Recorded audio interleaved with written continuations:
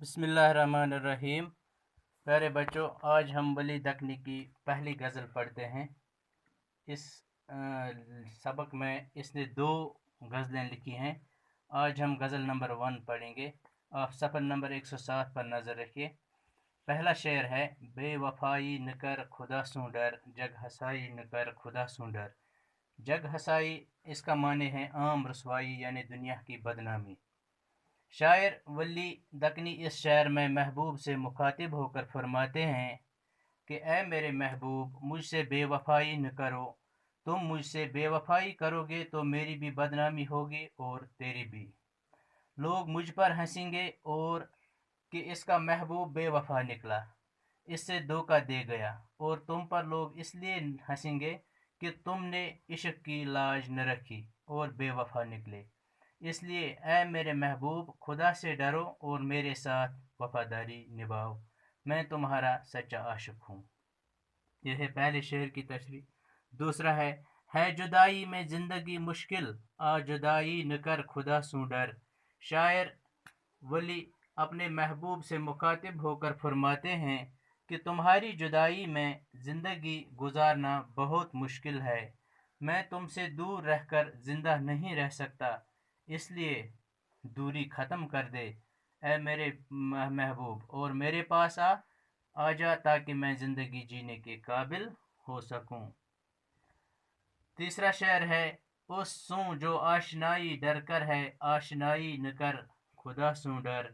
शायर फरमाते हैं, आशनाई मीनस दोस्ती, मोहब्बत या ताल्लुक़ पैदा करना। शायर फरमाते हैं कि ऐ मेरे महबूब, जो लोग इश्क के दर्द से वाकिफ़ नहीं हैं, उनसे तू दिल न लगा। तुझे खुदा से डरना चाहिए कि तू चाहने वालों को ठुकरा कर उन लोगों से दिल लगाता है जो दर्द आशना नहीं है, यानी जो दिल के दर्द से वाकिफ़ नहीं है। चौथा शेर, आरसी देख कर न हो मगरूर, खुद नुमाई न कर खुदा सूं डर। आरसी मीनस आईना, शीशा जिससे कहते हैं। खुद नुमाई अपने आप को बड़ा चढ़ा कर पेश करना। शायर अपने महबूब से मुखातिब होकर फरमाते हैं कि आईना देखकर अपने हुस्न पर गुरूर न कर।